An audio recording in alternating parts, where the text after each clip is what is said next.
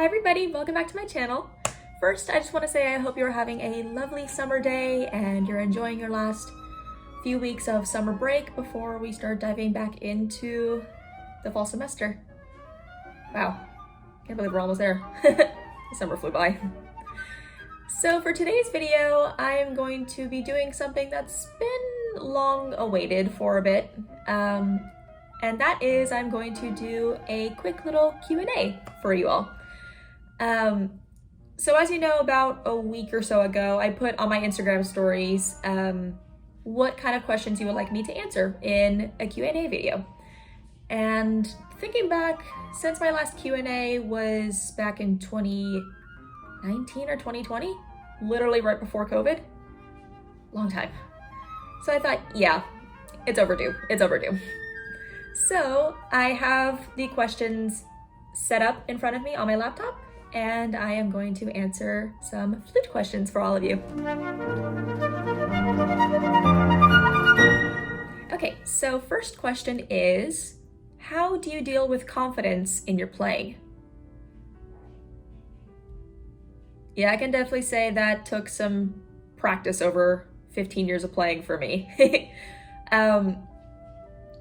So when you're a performer, confidence is key because you want to portray to the audience that you know what to do and you're owning it. In my 15 years of playing flute, that definitely took some practice. For someone like me who is a bit of an introvert and definitely in the early years, I was not used to putting myself in the spotlight and kind of putting my skills on display for people. But I think what helps me build my confidence when I perform is know that you put in the work to prepare yourself and have the piece under your fingers, and to know what your game plan is when you're playing. But I think the biggest key for me is just let go of the fear and just enjoy the moment. Because when you enjoy the moment, you're able to immerse yourself into the piece and feel the emotion and build on that character. And in a way, you can kind of channel the shape and the dynamic more of the piece and show off the musicality of the piece more.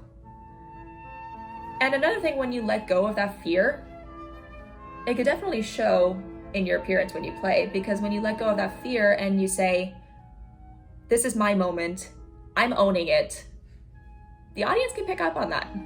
And if you show them that you're owning it, they're gonna be rooting for you and they're gonna be owning it with you. So I would say my biggest piece of advice, if you're trying to build up your confidence as a player, would be to get comfortable with the piece first. Know that you put in the work, let go of the fear of messing up, and own the moment. And I think something else that could help you build your confidence in your playing, or at least playing for people, is just do it. Grab a family member, grab a friend, grab a pet, and just start playing your piece for them and get used to the feeling of people are watching me play. And the more times you do it, you're gonna get more used to it. And it'll definitely help out with getting used to the fact that people are watching you play. And that is totally good. But yes, my biggest secret for building your confidence is enjoy the moment. Enjoy the moment. Okay, second question is, have you tried doing a cover of the song Piano Man by Billy Joel? You can use your flute to take the harmonica's place and would love to hear you sing. I have not tried that actually, mainly because I'm not familiar with the song. But I can definitely put that on the idea list for a potential upcoming cover. I just need to get familiar with the song first. But yeah, that would be a fun challenge to take on with utilizing the flute, but also incorporating my voice too. Because recently I have been thinking about incorporating a little more of my voice and singing into my covers and my videos here. I'm not gonna completely switch in and go all singing. I'm first and foremost a flute player, and that will always be my number one shtick. But at the same time, I would love to incorporate a little more singing into my videos, so I can definitely keep that in mind. Okay, next question is, how do you rotate practicing between flute and piccolo? Ooh, okay. So for those of you, my fellow flute players who also play piccolo, as we call doublers, it could definitely be a 50-50 shot if you have to switch between flute and piccolo really quickly, because when you're switching, your embouchure definitely shifts a little bit, because with flute, your embouchure is definitely relaxed and your lips are forward and your aperture has to be flexible when you're going from the low register to the high register. When you're going to piccolo, that aperture gets smaller, your lips come a little more forward and your air gets faster because you're playing higher pitches. The catch is when you're switching, you have to be able to know how to basically control your embouchure going from smaller to larger and also doing it quickly. And if you're not used to switching as much, it can be a little uncomfortable at first.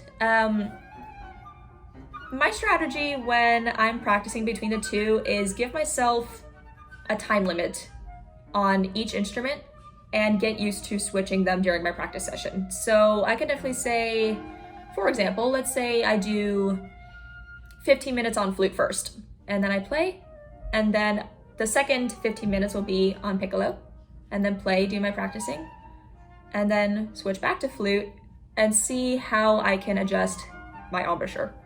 And then just do that until you're out of time for your practice session and learning how to get used to it. Because definitely when you're in ensembles and you're a doubler, more specifically if the piece calls for flute and piccolo, sometimes there'll be parts where you'll have to switch between flute and pick really quickly. And so you gotta know how to adjust really quick. So I think having that time limit can help build your endurance when you're switching between both instruments. And I think what can also help is understanding what your embouchure is doing when you're switching.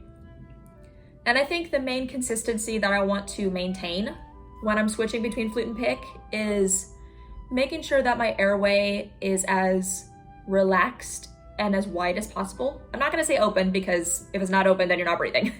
But you wanna keep it as wide as possible and keeping as much space in your mouth as possible. So that way when you're playing either flute or pick, you can still get that beautiful depth and those beautiful tone colors in your notes when you play. And regardless on flute, on piccolo, you want those colors to speak, and you want your sound to be beautiful and deep. So that would be my advice when you're practicing rotating between flute and pick. All right, next question. How well can you sight read? Well, after 15 years of playing, I can say I've gotten really good at sight reading at this point. But same thing as before, it didn't come easy at first. I remember when I started playing flute, I was terrible at sight reading.